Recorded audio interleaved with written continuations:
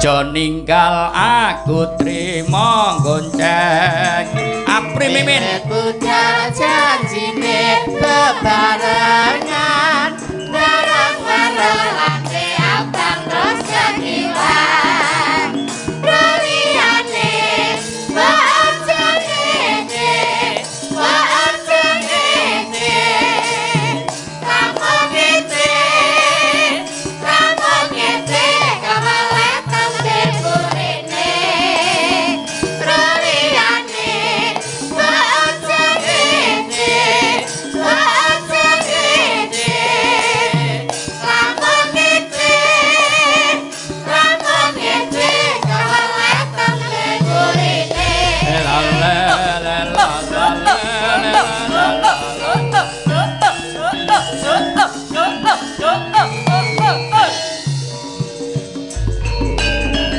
aja ninggal aku trimo gonceng wiwit budal janjine bebarengan bareng merolake abang terus kegiwang roliane aja ngene aja ngene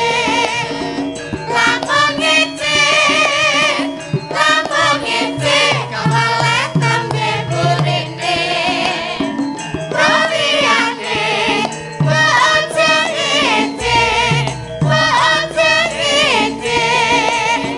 lamun ngene kawalet tembe burine nggih Mbak Apri Mbak Mimin alhamdulillah sugeng dalu Pri Min sugeng dalu panggih malih ya yo iki apa ngaturke selamat hari kamardikan karo panuwun nah bar kuwi terus Mbak Tatin ndang digeret ya nggih dirgahayu negeriku jayalah bangsaku Indonesia tercinta Indonesia maju Ya, matur sembah nuwun dalu punika persembahan panjenenganipun Bapak Haji Tumiono. Matur sembah nuwun sampun kersa ngopeni ya, Lek. Kanca-kanca seniman. Ngopeni ya nguripi. Nah, kanca-kanca seniman sanipun. Matur sembah nuwun ingkang bagen menika. Kolaborasi Klaten karo Ngayogyakarta Mbak Tatin ya kepareng nyengkuyo. Nggih. Apa digeret sisan wae? Anjing ngoten kok ya. Ayo dangdut si kucing. Ya.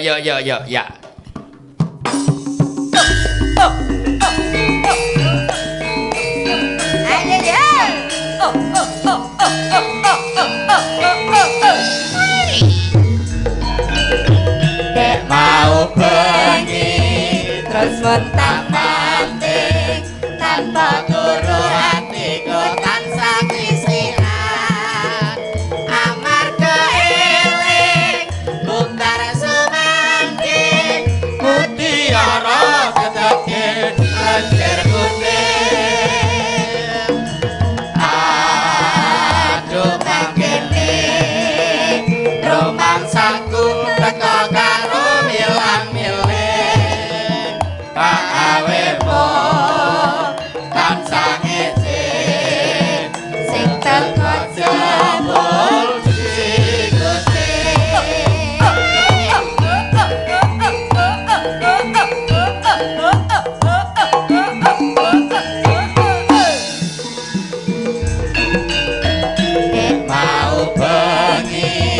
terus montang-manting tanpa turu hatiku tansah kisihan amarga eling bukbar sumangking mutiara tetekin lenjer kuning aduh mangkene romangsaku teko karo milang-miling awemu tansah ngecek sing teko jebul siku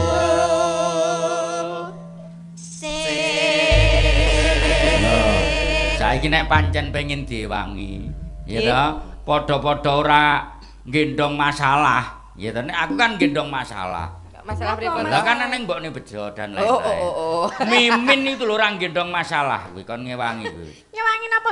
Panjenengan niku nek pon wonten mriki nggih mboten sah mikir mbokne sapa-sapa. Lah. Nek wani ya sing wani aja. Intine ngeten. Wani wedi-wedi. Nek teng dhuwur panggung jenengan niku milik umum. Milik umum. Nek jenengan pun ten dalem niku berarti miliknya keluarga dan Bu Susi ngoten. Lah nek apa yang harus aku lakukan saat di atas panggung? Panjenengan priya ya kudu sing Lah Mas jenengan Tito pengine napa? Hah? Lah ya nek mirsani sing kados ngeten iki terus pripun? Ibarate ya to gereh apa kucing ketemu gereh. Lah, wis pirsa dhewe to garek nyaplok ngono to. Iya ampun. Lah nek pancen arep nyaplok min, caploken saiki. Nyun sewu nggih nek niki harus saya klarifikasi. Iya piye. Kula ten panggung kalih Tati niku atas nama profesionalisme saya harus baik sama dia. Weh, kene. Apri rene. Sinten? Niki? Tatin Oh, tengah iya. no. Oke, ngene. iya. Atas nama profesionalisme saya harus menghormati panjenengan. Profesional. Panjenengan bintang tamu, aku ya kanca seniman Klaten, jadi paribasan yang tamu neng kini tak hormati sebagai profesional dan juga sebagai tuan rumah. Iya. Tapi secara pribadi nyun sewu, aku ruk iso gambuh rasaku marang sliramu. Mergane. Kan ra iso. Tak kira maksudnya duwe Ora babakan ra iso lho, kita tuh beda. Beda piye? Bedanya? Memang kamu pendidikan formal wonten isi nggih, Ya. luar biasa. Tapi nek cara kemampuan kita kan sebenarnya hampir sama meskipun saya otodidak. Iya. Tapi dengan keberadaan kamu, namaku hancur. Mergane ngapa? Kak iso. Lah kok iso hancur? Lah kowe kenesmu ngukuli malah pasaranku ning Ayo Jakarta. Ning ra Mbak Tatin potensione gede. Potensi kok potensio. Potensi. Potensio ki apa? Potensi kemampuan. Potensi itu kemampuan. Nek potensio apa? Ambul mau kok potensio. Enggak, kok saiki aku pengen ngerti potensio ki apa? Aduh, piye ya, Lek? Anu po, sak ngertiku sing diuntir-untir ngono. Lah apa tuh? Ya. Oh iya. Nek kuwi nek nggo barang, nek Mbak Tati kan kudu barang. Lah iya aku ra duwe potensio. Duwene apa? Duwene iki. Manekin. Nek wingi. Wis mulai wani. Oh iya, nek wingi Elisa jarine duwene tutup gelas. Lah nek iki duwene apa? Tutup coblok. Kita harus menghibur para pandemen wayang. Nggih. Kita abaikan kepentingan pribadi atas nama kepentingan bersama ada kudu nyawiji ning panggung. Nah. Weh, lu kok sik kok ada yang diambaikan kepentingan pribadi ki sejatinya itu seperti apa? Boten ngerti niki kalih kula iki wingi ora cocok. Ora cocok. Ora cocoke kepiye ya ora omong ngerti-ngerti meng ngetak-ngetak ngono ki lho. Oh, Maksudnya sebetulnya piye apa ya ora ngerti. apa Dia itu ada kalau hasrat yang tak Mboten, menawi Iya. ten panggung mbok ya biasa wae. Heeh. Meniku kan sengane mancing-mancing. Ya nek imane kuat kaya Pak Mulyono kan piyane ra neko-neko blas mbok digodho paribasan ora neko-neko. Lah ya Pak Mulyono kan digodho neko-neko moh. Digodho gadis semoh, digodho rondo moh, diparibasan moh, tapi bohong. Lah nek kowe mancing-mancing kahanan di situasi seperti ini ora prayoga ngono lho. Ya kan kita cuman di panggung. Nek aku paribasan ora wedok asli ora apa-apa, ditamakke ora bakal efek. Lah nek temomo dadi ora malah dardah. Ya ora apa-apa ngerit tanggung jawab. Aduh iki piye to iki? Ayo. Panina. Kersa tanggung jawab. Lho, tebacutno wong sing babahi kono kok. Senengane ngenten iki lho, senengane Lho, piye, muntir piye? lho. Nek wis Oh. tak waneni njuk rawani ngono kuwi. Jajal iso ora? Mergane kono kuwi ra duwe. Dadi Masa Ya, ra duwe sing masa ngerti tokke gitu. Masa ya blas? Duwe ra kita sak uceng-uceng. Terus ngono lho. Ayo. Iki mburi piye ora support gitu untuk meneng Malah ae. do mangan. Pun kersane dar mboten Iya. napa-napa. Wis ajae terbengong-bengong nyawang Mbak Tatin ki. Mboten iki lho. Lah piye? Lapar. Oh, lapar. Iya. Kowe nggodho nyemoni yoga ra apa-apa. Ora selalu pakmu sing dadi bahan umpan-umpanan. Yoga boleh dadi kabeh ning nek tak peling sing cisik kendang aja. Mergane. Bojone ganas. Oh. Kono dhewe wedi ya meneh wong liya. Mula kaya mau kok ndingkluk wae rawani ngematke. Bagus ning rawane adol bagus. Wis girap-girap kok ngono kok. Mas, mbak ngematke ra apa-apa nek meng ngematke ra ya ora diseneni to, Mas. Nah. Ngono kuwi nek karo bojone nek arep njuk ngono karo laku dodok sik kula nuwun. Kula badhe nyuwun. Tak kandhane ya Mas Cukris ora kok ngajari elek. Wong selingkuh ki ra apa-apa, wong demenan ki ra apa-apa. Endi sing ngomong wong demenan dosa? Neng, Aku demenan karo Tatin, ora ora dosa. Kejaba nek kowe nindakke barang sing siji kuwi lagek dosa. Wong rung nindakke ki rung dosa. lagi ngomong. Lagek ngomong aku demenan. Jare nek wis niat ki wis dicatet karo malaikat. Nek niat becik dicatet malaikat, ning nek niat Allah durung dicatet nek durung dilakoni. Kehebatnya dalam bedane kon bedane kuwi. Aku meh sedekah, urung tok tindakke wis dicatet kebecikanmu. Ning nek aku arep demeni Tatin, urung tok tindakke ora dicatet keluputanmu. Ora kok aku elek terus no kok demenan kok ora aku. Lah umpamane demeni aku ya gila. Lah apa demak Sriati. Apa posturmu ketok support banget ya. Iki lho. Body language-mu ki lho. Ya ora apa-apa. Body language-mu ki lho, kadang kala sing mencerminkan kuwi dadi nggo bahan kuwi. Ning ora apa-apa. Ora apa-apa piye? Ora apa-apa nek ger ngono tok, ora apa-apa, penting menghasilkan. Ya enggak mau. Menghasilkan sebuah pertemanan tali silaturahim. Oh iya. Yo gentenan yo lek adewe ya sok ning Yojo Mbak Tatin saiki. Iklan ning ulang Klaten. Ya rada Jenengan bar lewat alun-alun kota Klaten, lewat desa-desa sekitaran mriki komentarin jenengan tentang kota Pembangunan Klaten kota iku Klaten terus pripun? pundi? Luar biasa nggih. Dalane halus kabeh to? Nggih. Ana Gronjali kono mah sithik tapi gur sithik. Apa-apa Dalane alus terus kotane bersih. Anu Lah dapat penghargaan Adipura. Adipura lho kota Klaten itu. Ya. terus ijo raya-raya iki lho Mbak apa nih Mbak Go kok- Green. Ah, Go Green kawasan hijau. Nggih, niku wau. Terus banyu juga melimpah Nggih, ruah. langsung. Sekarang ya, neng panjang. desa-desa itu sekarang sudah jarang sekali kekeringan soalnya sudah dibangun embung-embung. Aku Iya. rung tau nang embung kene. Sing terkenal napa? Dareng dhuwur BKK ya no. Ora apa-apa rung tau nang ngembung sing penting kulino diambung. Maksudnya Kira ya wis dembung dhewe to. Oh, tumbong. apa? Cah Sentul dadak maksudnya apa sih? Lah apa lho? Lah kan ya basane kita. Loh. Lah iya, yo disambi lelagon ya. Nggih, monggo. Nggih, ki mau umpama pangatak sik ngono jalan Ramin. Jalan, Nur. Jalan. Oh, bar kuwi engko ya terus tetep kudu neng fragmen. Iya. Dadi napa niki? Ya engko mbah Ya nek mimin kowe apa ya arep gawe nek kowe iki iki. dadi Nek ngomong ki ngemetke raine ora ngemetke dodo. Maksudnya piye? Lho, ya saweran. Mbak cemen, kuwi dadi ganjaranmu lho, Mbak. Lah nek kono mari rak kowe tok ganjaran. Oh. Nek nganti aku mari iso namake Godo Rujak Polo ganjaran. Alah, polone ger cilike. Masa omongan kok ngene lho, rak ya piye aku. Iya. Ini loh yang dilihat. Loh, kowe ora ngerti seorang penampil. Kenapa? Awalnya jangan pernah menatap matanya. Situ banyak penonton, kamu menatapnya di atas kepala. Lah? Jadi mana grogi Iya. bisa hilang, nervous bisa hilang. Tapi nek kamu sudah biasa pentas di panggung, lagi natap mata satu demi satu, opo sing tok ner.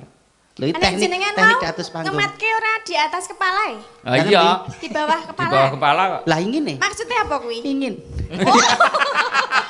Engko nek rada wengi jenengan nek nyawang lekmen mesti sing salah fokus nggon siji. Apa? Nggon irung umbelin dleweh.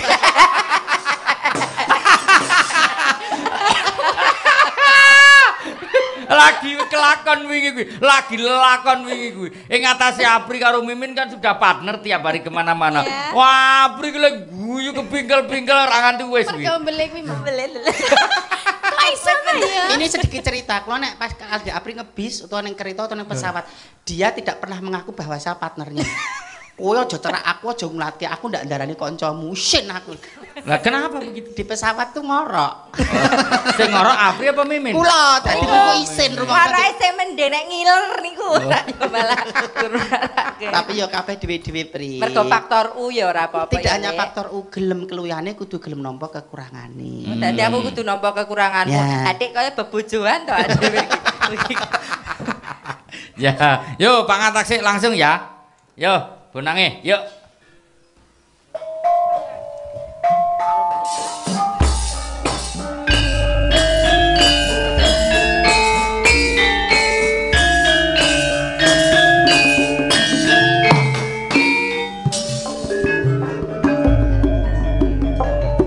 Bapakne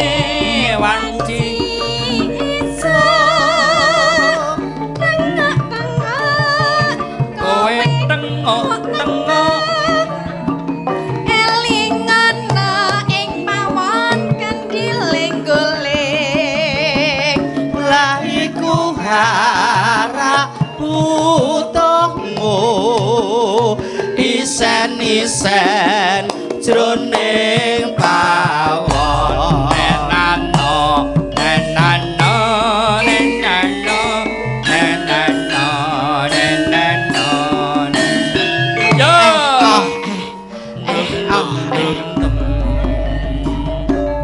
iya bener kandemu mawaniku dadi kewajibanku ning ngerti ya beras entek bumbu tapir yen ngono aku sing kojur apa sing kudu tak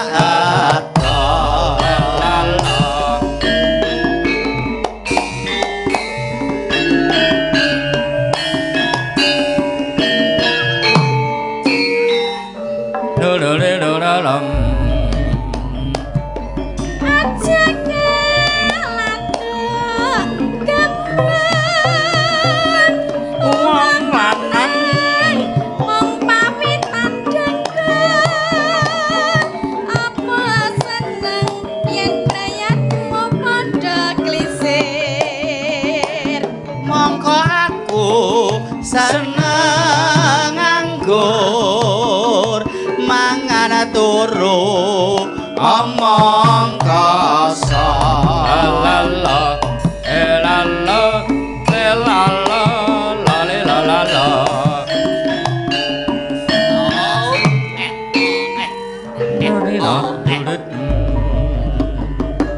hamba welas anakmu kilo kae ana kebon jembrung sregepana olah lemah ditanduri aku njaluk sangu baco tumandang garap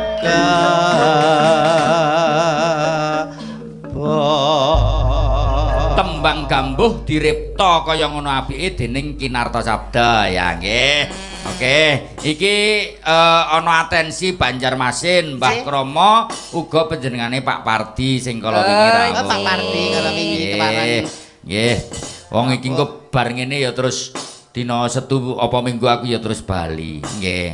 Bali Banjarmasin nggih. Isih ana meneh pundutan tembang kangen saka panjenengane Mas Reok. Nggih. Yo tembang kangen sik. Bar kuwi engko terus manut ya. siap Arep bawa apa arep piye?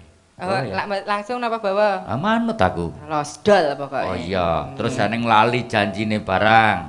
Eneng podang kuning, gitu. Terus eneng pundutan fragmen. Wis pokoke nganti jam pira iku. Wis pilihan sing ndi? Antarane tembang kangen lali janjine podang kuning. tali janjine mawon Oh iya, aku belok terus. Oke, yo.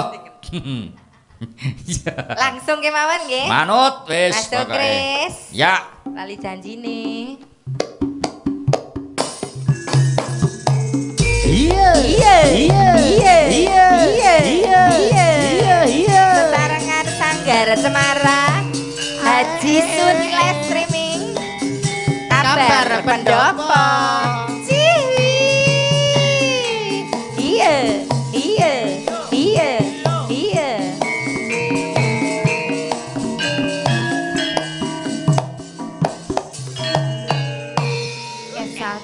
esok esok esok Ya.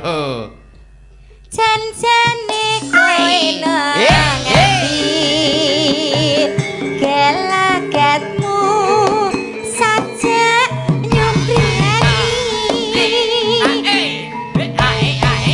hatiku sujana kowe kencan karo wanita liya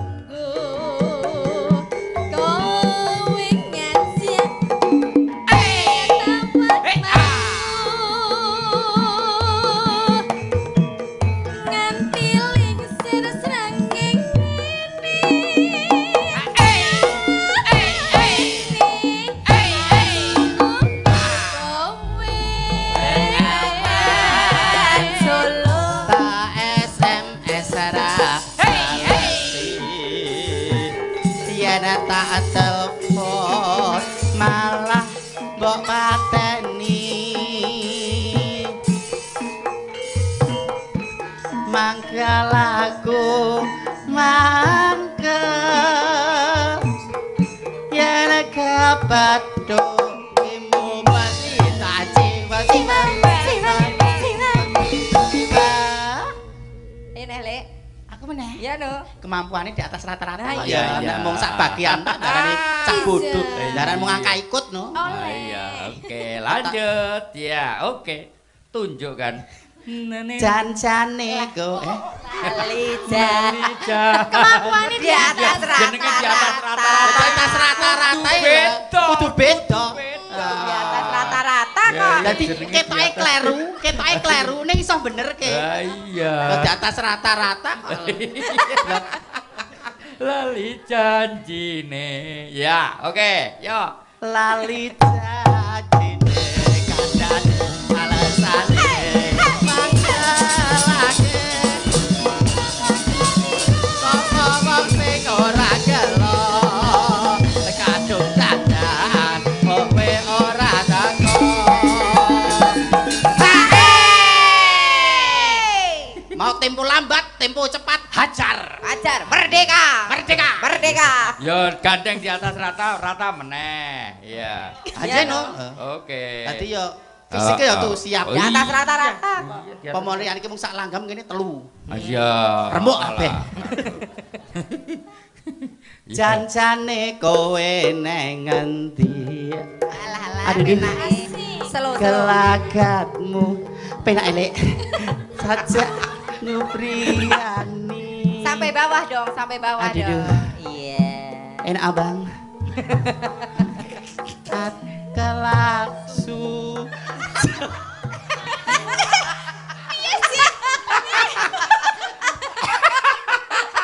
Lagi nggak paham bisa ini. Sikile. mbok yo do ora ganggu Piye to? partner kerja juga nyambut gawe support paribasan tatin cakepane lali tak elengke Iya. tatin pangatak catet lali tak elengke Tak elingke rak mau kowe iki catetanmu. Mangkel aku mangkel kudune atiku sudono lah mbok gandeng malah mangkel asu. Piye to kowe iki? ya awas Gesut jan. ora apa-apa wis Baleni. Jan-jane. jan-jane kowe neng ngendi Penak sih. Mindolani kowe ya. gelagatmu aduh saja nyupriani tarik bang atiku sujana kowe kencan karo aduh wanita liya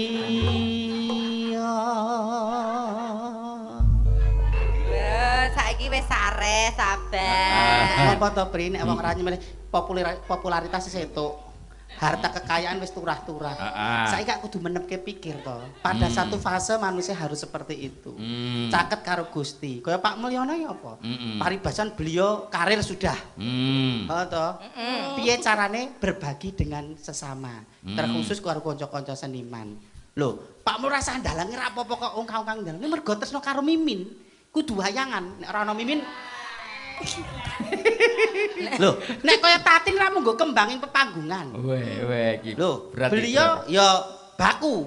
Ning jengpoke iki aku arep Bu Sriati nek Mimin ra iso ora mangkat tok Pak Mul iki. Ra cita wayangan. Wis wayangan kok lho. Napa nggih, Pak? Nggih. Bener. Pokoke anu nek ora ana Mimin ki masalah ya kurang komplit. Bagaikan saya. Sing gore geget panggung rak ya ora ono. Iya, sing wangi usung-usung ki ra komplit. Yo ora. Oh, sing ngusung-ngusung gamelan. UGM. UGM. Ya ora mung ngusung-ngusung. Saiki ki Mbak Mimi nek disawang ngono wis ketok keibuan Oh, iya, Wajahe iya. keibuan kaya sinden. Mau tak deloke kok cantik banget to iki malam Lah ini. iya. Malam ini cantik, sanggulnya sudah cakep, make-upnya sudah bagus. Saiki Mimin ki mung karek menep ing ati. Sak brebetan rak kados anu to swargi Mbak Imung to.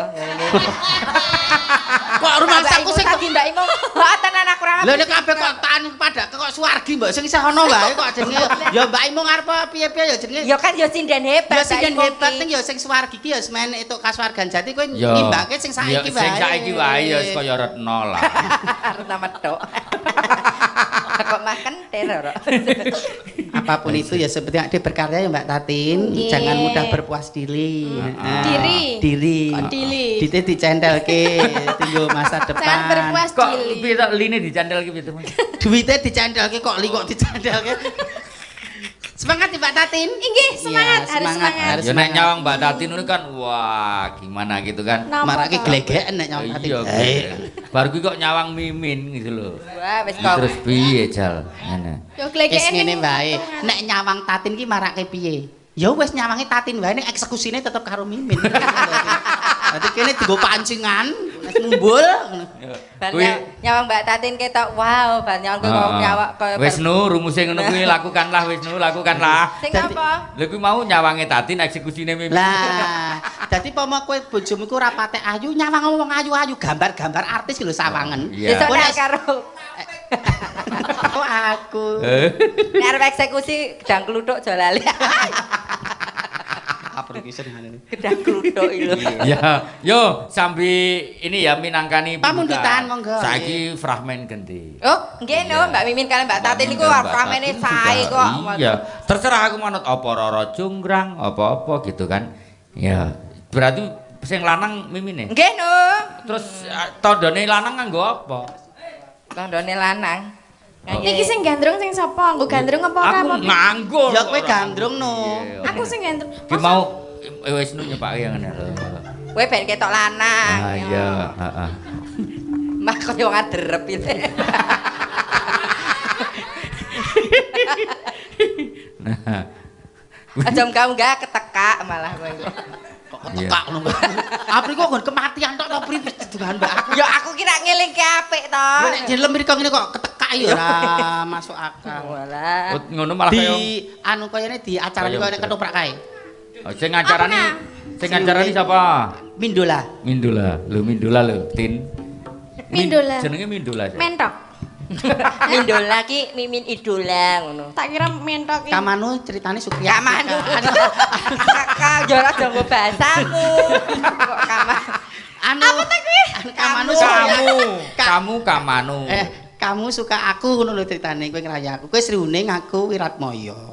Aku Ya kowe gedibal. Obat manyo. Kalau jenenge abdine kene kok lho. Oh iya. Oh iya. Duduk, nuwun Warmiarsa. Duduk.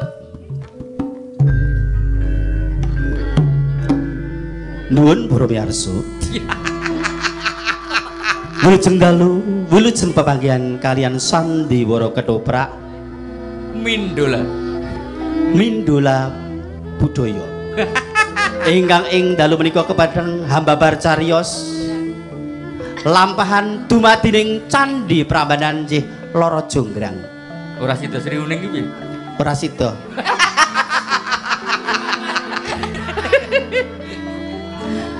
Wondene paraga ingkang kepareng ayahi gati ing dalu menika. Kusumaning ayu Roro Jonggrang ingkang dalu menika kajibah dening Widyawati mijil saking laladan Sentolo Kulon Praga Roro Ayu Tatin Titot.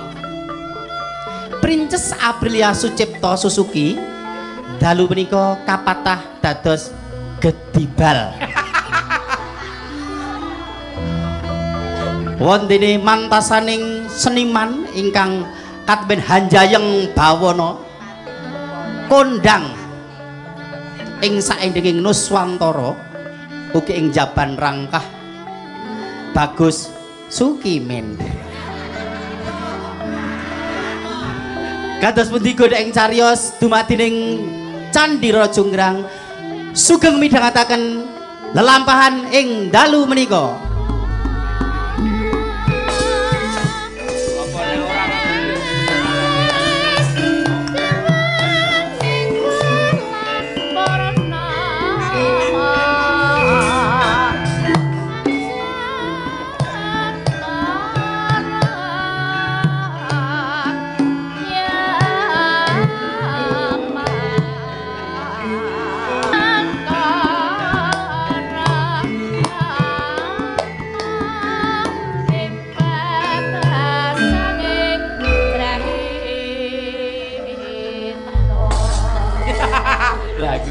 apik ta.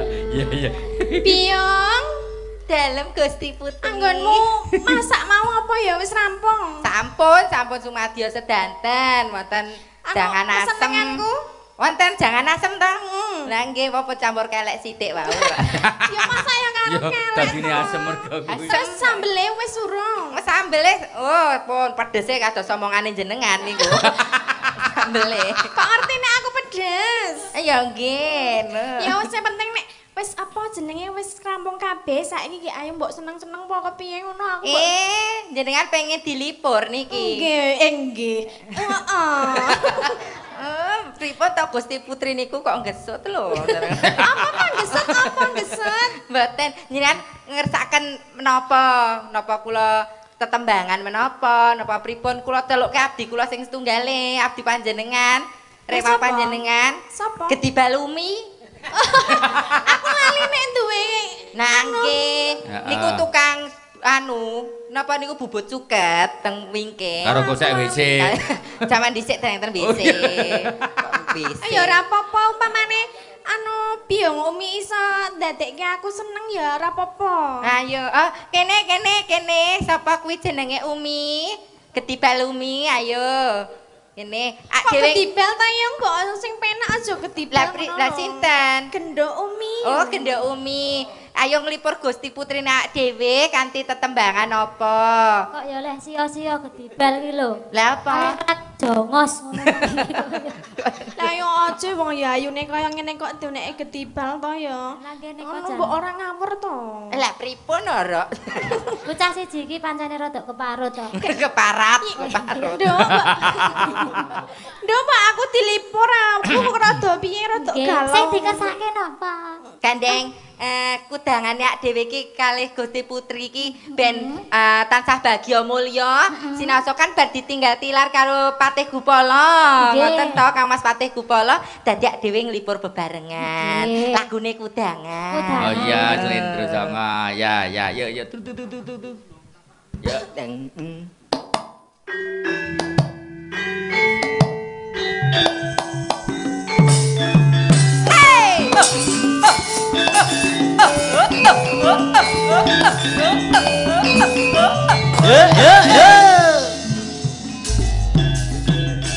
Kutang-kutang tansah bisa lalat anyoto terbuka rasa tentrem ngayomi tata susila tetya tapa tuladha sakepede ibu sekawungan aduh paesae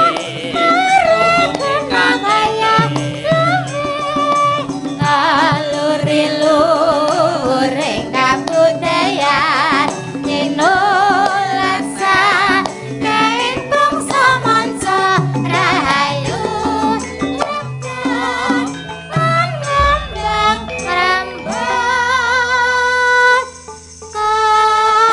Yo pisan meneh warung pojok no yo ya ora apa-apa ya panglipure nggo Bendoro Ayu yo Sing ngoten. ya yo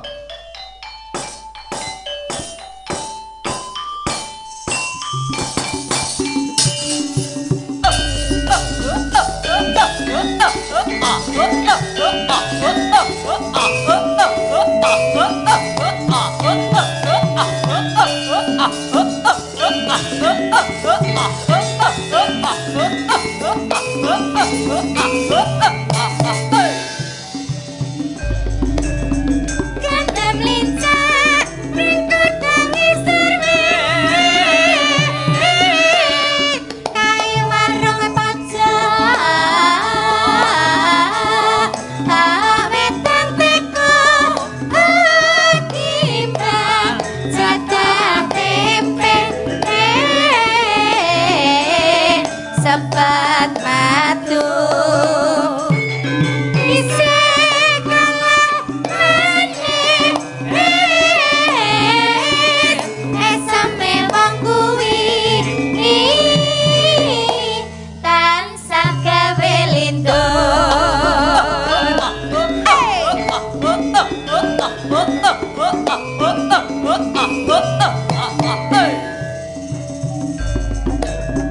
Jangkrik gunung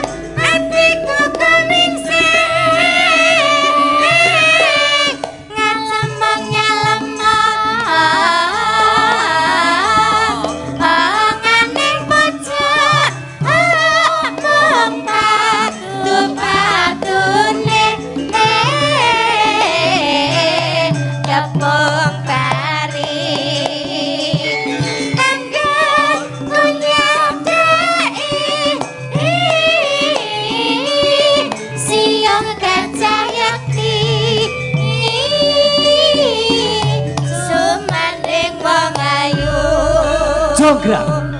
Lho, Aku Kang Prapto wong ayu. sinten menika Gusti Putri? Lah aku ora ngerti lho, Yong. Sapa ta iki? Nawi dipun pirsani kok menika kados Bandung Bandawasa nggih. Iki Bandung Bandawasa? Nggih menika ingkang Bener aku Jaya Bandung Patih Bondowoso Kupala. wong ayu. Caketor ini wong. Ora sudi. Ngapa kowe arep rene ngapa? Wis jamak lumrahe. Yen satriya kuwi bedah praja, mestine bakal mboyong putri. Mula saka iku Jonggrang, gelem ora gelem sliramu kaboyong ing pengging. Saguh ya ayu. Purun lho Gusti Putri. Ora aku ora sudi ya. Kowe sing mateni kakangku to? Sing mati ya wis ben mati. Ya ora iso. Wong kowe mateni kakangku terus aku kan dadi bojomu. Terus rasaku piye? Saiki gini wae sing mati ora bakal bari urip maneh. Kari aku terus sliramu Nanging bekakas atiku. siji kae men minggat. Nanging atiku urung mari. Aku sik kelangan kakangku. Aku kang bakal nambani goreng atimu wong ayu. Pun purun lho Gusti Putri. Aku ya kang. Iki kok ngapa to kok ngadeng-ngadeng? Iki nek ora gelem mbok ora dipeksa. Engko nek es kulino dadi gelem wong ayu. Ora moh aku. Wis aku ki patut rata dadi lah. Nganggo training sih. Kakak training. Jonggrang. Apa? Leganono brantane pun kakang wong ayu. Tresna kuwi saka ati ya. Ndung Bandung Bandawasa. Nek jenenge tresna kuwi saka ati, nek atine wae ora gelem kok kon nglakoni. Mbok menawa wektu dina iki sliramu durung bisa tresno marang Bandung, nanging sesuk utawa sesuke bisa wae sliramu Ora aku nek wis bakal kapiluyu. Nek ora ya ora. Jonggrang. Ngapa? Sedulurmu kabeh wis sirna. Negaramu wis mosak masik. Mula saka kuwi kok njuk aku Gelem ora gelem kowe kudu dadi garwaku. ora. Yo mbok rene mau diwangi iki lho ngusirinya aku mau ya ora seneng tenan karo iki. Bondang, Bandung. Kono. Oh, bundang ya. Sampean lak sampun mireng ngendikanipun Gusti Putri. Gusti Putri kula mboten kersa kalih panjenengan. Panjenengan niku piyai jaler kedahipun saged Ngerti perasaane wong wedok ngono. Heeh. Aku ora butuh sesorahmu. Napa jajal kalih Ora butuh panyaruwemu. Kepiye to ya kok malah iki lho iki. Lah nire dadi lenang ya medeni tenan nih. Ora sawedi. Jonggrang. Apa? Jaluk apa bakal tak turi wakton kowe bisa minangkan apa dadi karepku. Jane ngono mbok ora. Sampun. Wong jenenge Ngeten kemawon. Ganbangane Gelem apa ora? Eh, Bakal tak gawe karang abang. sabar. Wonosegoro. Nggih sabar. Ngeten mawon. Sekedap nggih kula rembakan sekedap. Ngeten mawon Gusti Putri, panjenengan mang nyuwun bebono, jenengan mang purun nggih samudana. Jenengan mang nyuwun bayi 1000 sewengi kudu dadi. Kok bayi? Candi 1000 sewengi kudu dadi ngoten. Ya rada mathuk kuwi. Nah nggih, nah mengke sakderenge para esuk, mengke nutuki kentongan kersanipun jago-jago padha kula. Jonggrang. Hai, piye bro? Menungso. Saguh apa ora wektu dina iki sliramu kaboyong ning pengging dadi garwaku. Ingkang halus. Bandung. Piye? Aku gelem ning aku duwe apa jenenge sang Bebon. bebono. Kok guyu? Ngopo ra mau-mau Jonggrang? Ning aku duwe bebono. Wis jamak lumrah nek wanita bakal kagarwa dening grong duwe panjaluk. Nek iya aku jaluk. Jaluk patine bocah kae. Aja iki kesayanganku. Nek kula mati jenengan mboten layat. Lah sing jenengan Aku gelem. Nanging aku kudu mbok gaweke candi cacahe 1000. Wektune ming sewengi. Dudu diceluk Bandung nen ora bisa minangkane apa panjalukmu Jonggrang. Ora saguh, Saguh. yen saguh. Mara tindakno. Saiki. Ning janji kandhamu ora bakal wala-wali ora bakal cidra. Iya, aku tetep janji. Aku mau gemi janjiku. Tunggu nanti.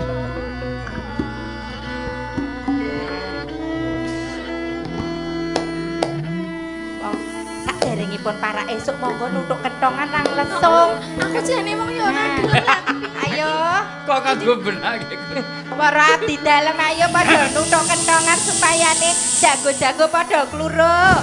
Ayo kabeh. Kukruyuk. Kukruyuk. Bandung. Bandung. Kukruyuk. Wis esuk. Kuk kuk kuk kuk. Wis para esuk. Kirike ya tangi kok. Bandung. Wektumu wis entek. Jago-jago wis padha kluruk. Kuwi nandhak. Para kadang tani wis padha nutuk lesung. Menika nandhakaken sampun para esuk. Dados panjenengan sampun rampung dereng anggenipun ndamel candi.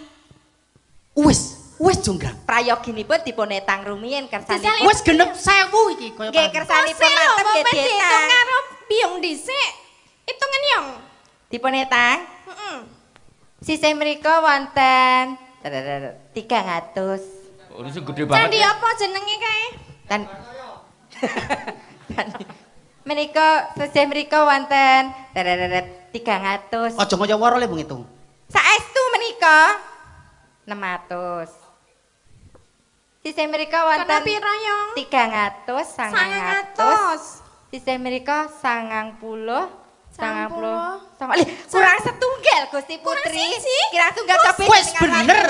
Le mung ngitung. kersanipun dipun wangsuli. Coba dibalen dhewe Baleni. Sing di sisi kono ya, kaya ana candi kok rupane kaya ngono lho. Bentuke kok kaya dadi kaya ngono ta, Yung? Nika candi pepeng menika. Kae jumlahe 300. Candi kentung. Candi Terus kae kebak inggon. Iya, kon rene kae. Candi ke candi mosok saged mlaku. kono 300. Iki 300 lho. Biung iki wis ana 100. 100. Sisih kono mau 10 song. Jiro lupat 6 tuwa lu song. Lah bener lho, Yung iki. Nggih ta leres kira setunggal to. Kurang siji lho. Jonggrang. Apa?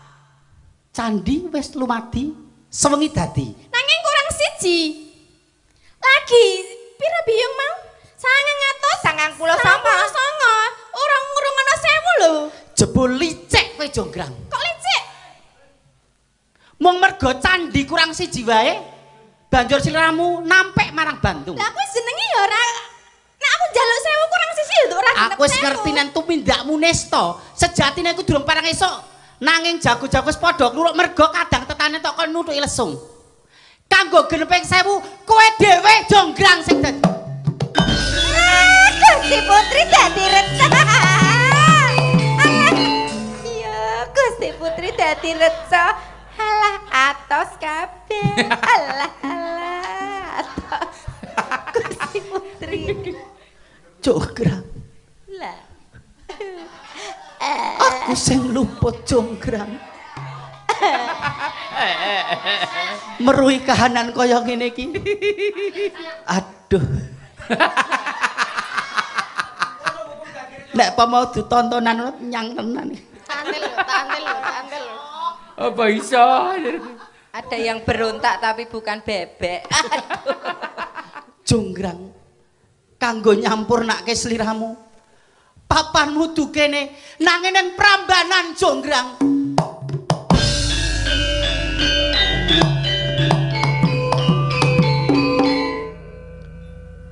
Paripurna. Wis kok elek bang. Lah lakon piye? Maksude werdine lelakon iki, maknane. Wong wadon kuwi nek njaluk apa-apa karo calon garwane utawa garwane aja sing neka-neka sing garwane ora iso minangkani. Engko ndak garwane nindakake pakaryan sing ora trep sing mulang sarak. Lho, dadi kudu disesuaikan karo kemampuan garwane.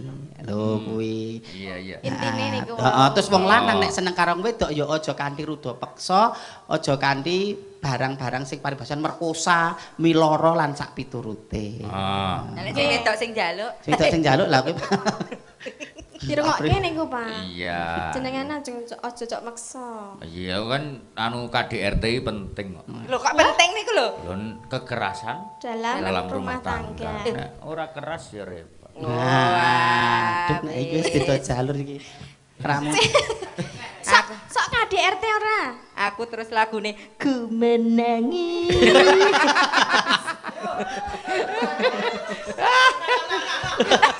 Gak, ora wis. Gak. Ora. Ngapa ta? Nek nganggo iki kok ora. Kenapa? Ya, kuwi ben metu. Terus jajal. Heeh ya, ben metu. Piye? Nek nganggo iki Heeh, ngapa? Aku tak weruh. Ben metu umbele. Heeh.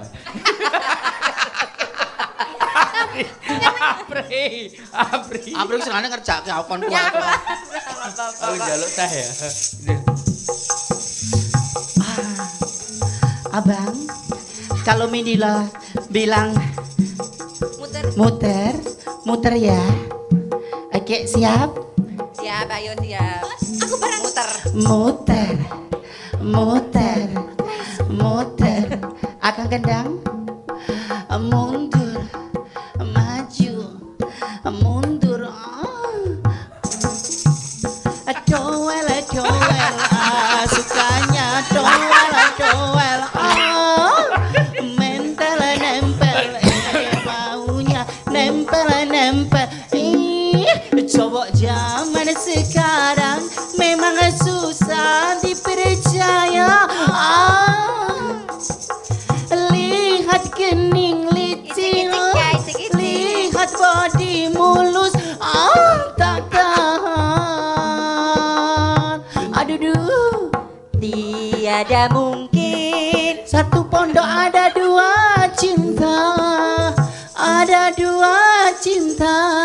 biarlah dedek yang mengalah daripada hatiku tersiksa.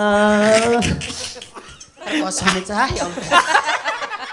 Kok ora metu yo tak enteni lho. Ngungkuli Retno. Umbele tak enteni. Ya ora kon umbel terus. Aku lendangi sapa kok bola umbel iki. Kene sapa sembrono kowe. Dek Pak Mul.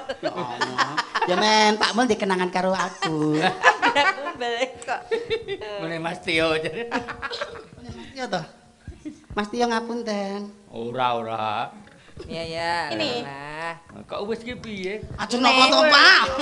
Oh, gak seneng nyok sing ngendang terus apa nyedan terus. Kaya dikek ngene tetep madepe rono lho, ora madep rene Mas iki. Iki metu iki. Benake. Aduh lah engko nek aku ndemok liyane piye? Ah ya apa-apa. Kan nggo pemanasan. Maksud Mas Tulus bojomu tinggalin Klaten kok seminggu wae. dan ngapa? Men anakmu ndek adi. Ijik isa. Maksudnya Mbak Tatin mbok nggo uji coba. Kowe iki kok. Ketoke kok ora iso ya.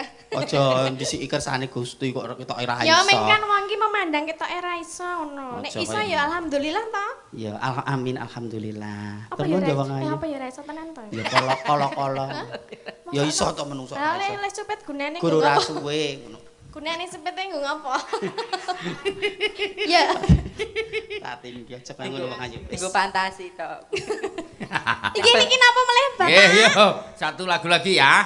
Yo, aku manut iki tembang kangen apa dimetle apa pripun ya. Mbak Umi sisan nggih. Ya, oke. Ayo, Mbak. Oke. Ayo. Nah, Ayo. Ya. Tembang kangen. Iki Pak Kakang Adi ya, Pak. Kakang Adi. Iya.